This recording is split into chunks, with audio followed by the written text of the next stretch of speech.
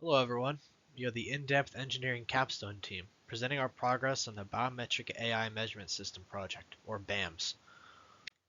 Thank you to our technical directors on this project, Bill Matuzak, Vice President, and David Helms, Senior Software Engineer, both at InDepth Engineering. Their technical guidance has been invaluable to us throughout the project.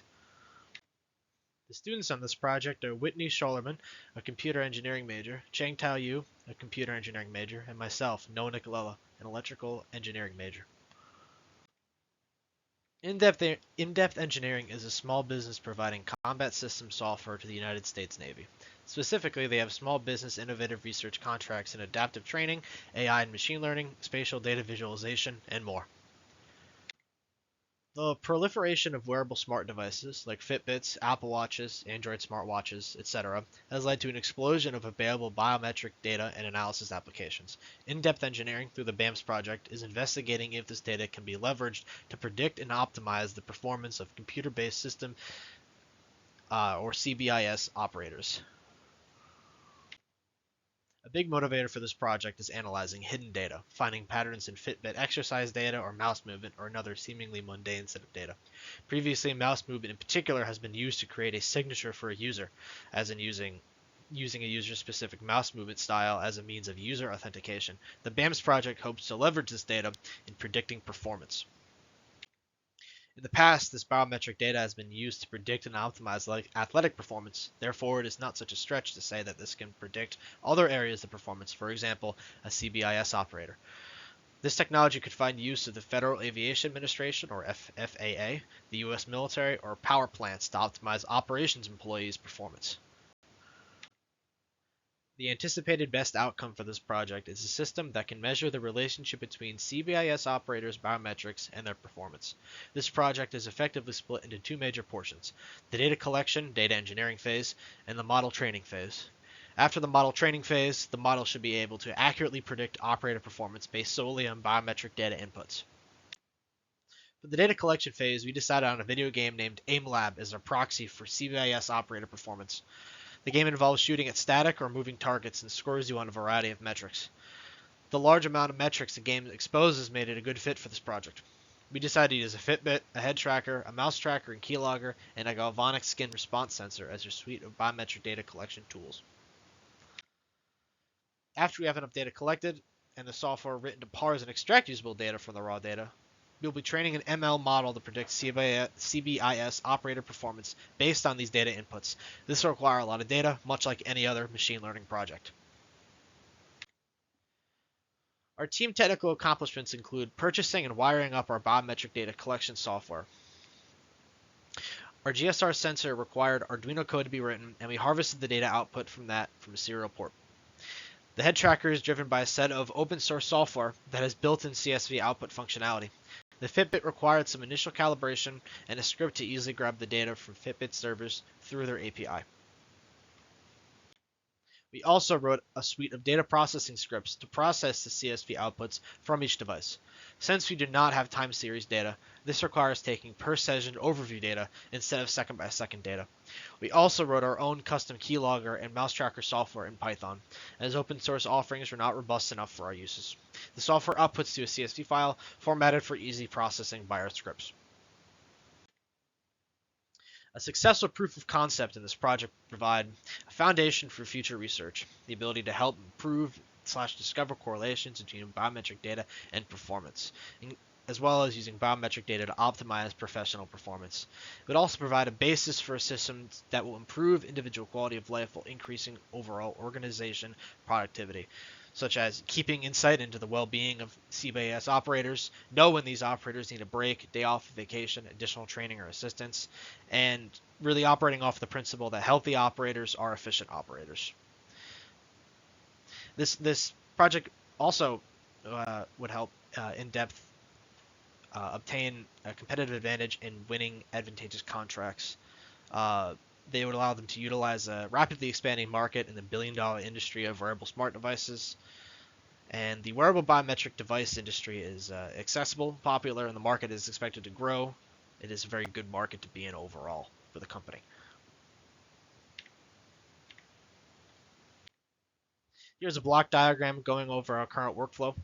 As can be seen, we are using our biometric data as our set of features and the game performance as a proxy for CBIS operator performance as our label, the metric we are predicting with the model. My tasks for this semester included writing the scripts that process the incoming raw data from the biometric devices and pulling statistical metrics from them. Since you do not have time series data from the AIMLab game, we have to rely on per session statistics to pair with the per session score from AIMLab. In the future, we also hope to create some real-time time series data sets instead of using averages, and this will give us a much more applicable model to evaluating CBIS operators in real time. With the rest of the team, I'll begin training the model to be able to predict per session performance given per session inputs. I also hope to modify the data parsing scripts to be able to output time series feature data frames, as well as investigate how to extract time series data from AIMLab, which does not support that natively. Next, Whitney will speak on her accomplishments this semester and her future goals for the spring. Outside of researching machine learning and assisting the team in testing our data collecting system, there were two primary areas my efforts are focused on. The first being the fitness trackers we are using to collect biometric data, as well as how we could access and store that data into a useful format for machine learning model training.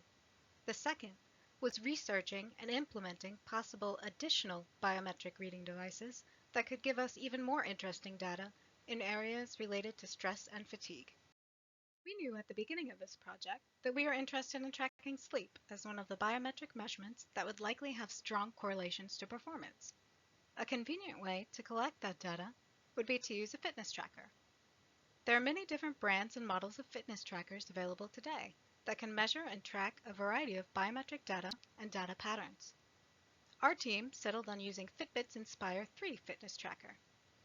Fitbit's Inspire 3 allows us access to a variety of data, such as heart rate readings per second that we can access for whatever time intervals we specify, sleep data, including how long a person sleeps, as well as how many times and how long they are in the different levels of sleep, such as light sleep, REM sleep, and deep sleep, data variations in average breathing rate, heart rate, and skin temperature, which have all been used as possible indicators of poor health and stress, blood oxygen saturation percentage, which is the amount of oxygen circulating in the blood.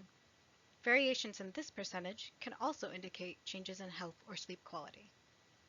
Fitbit also has a well-developed application programming interface, or API, with a healthy level of support for app developers to access and work with their own data. After setting the Fitbit trackers up and wearing them, we are then able to start working toward accessing the data being collected. It was my task to research how to accomplish that. To do this, personal developer apps had to be created using Fitbit's software development kit. This was done to retrieve unique access tokens that would allow us to collect each team member's biometric data. The next step was then putting together the appropriate GET requests to Fitbit's API. This got complicated quickly, but fortunately we were introduced to Postman.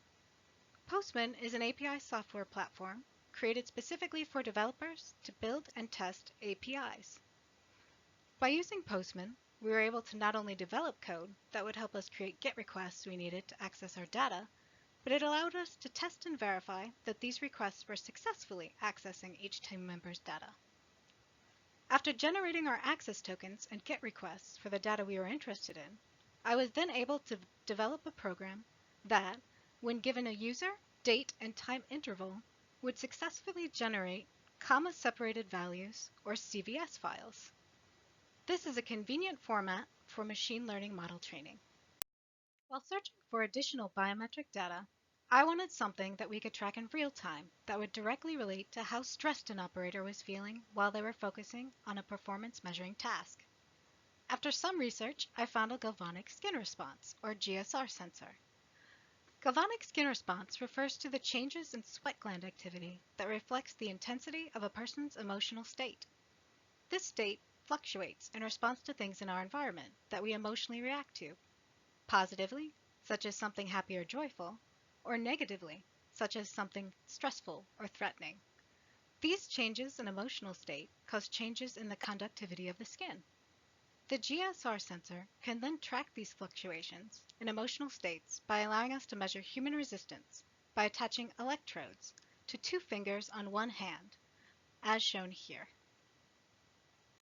After further research, it became evident that there wasn't a pre-made sensor that would suit our needs, but we could build them. Using an Arduino-based microcontroller and a GSR sensor module, we were able to assemble, program, and calibrate GSR sensors to suit our needs. While working with the sensors, we found that the sensor modules were very sensitive to interference from movement or vibrations. So we collaborated to make a 3D printed foam insulated case to prevent noise and stabilize the sensor module chip, as shown in the lower right image. To store the data readings, we used an open source terminal emulator program that would read the GSR sensor's values and save them to a CSV formatted file. Moving forward with this project, I intend to continue researching ways to train and implement successful machine learning models. I also plan on spending a lot of time gathering biometric and performance data. The more data we have to work with moving forward, the better. I also intend to continue optimizing code and data collecting processes. I would really also like to experiment with how external factors, like distractions or multitasking requirements, would affect our collected data. And now I will hand the presentation over to Changtao. Thanks for Winnie's introduction. My name is Changtao, and now I will guide you to the end of our project. For my contribution to this project, I had suggested the software to be using for test, which is AIMLab we are mainly using with. And I had tested out all the hardware and software equipment that being used in this project. Through the process, I denied a possibilities of using Topia eye tracker for this project, which would be very useful, but due to license issue and due to funding issue, we are not able to using it. Also, in the process, I had generated lots of test sections, data collections, and they are ready to go for the machine learning. Also, I had learned lots of machine learning concept through Google Crash Course and other sources.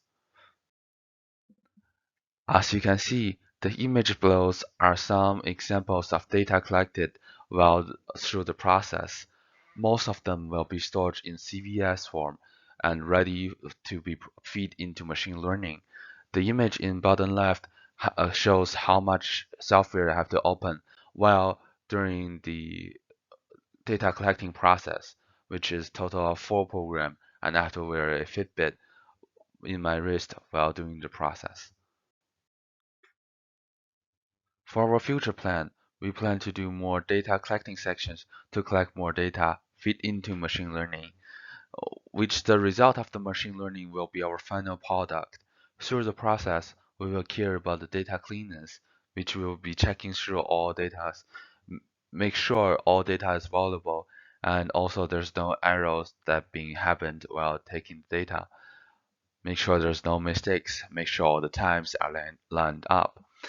For machine learning, we will not only testing out with feeding data, but we also will be going to do more research on all kind of different algorithm, what kind of result we may get. In the same time, we'll be looking for more possibilities for other softwares, maybe other games, maybe other testing softwares to test, to getting data in multiple perspectives to process it.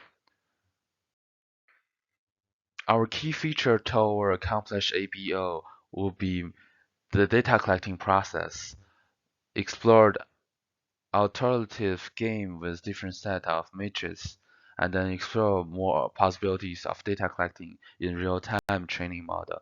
As you can see the image below, that's our key feature flowchart and how that will work.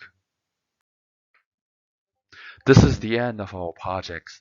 Thanks for all the help that we have received through the process of making this project. Especially thanks to our TD, Bill Matusak and David Hams from InDepth Engineering. Also, Dr. Harsha Sunak from ELE Capstone Project, our project directors. Also, a special thanks to College of Engineers of University of Rhode Island. Also thanks all of you to attend to our project.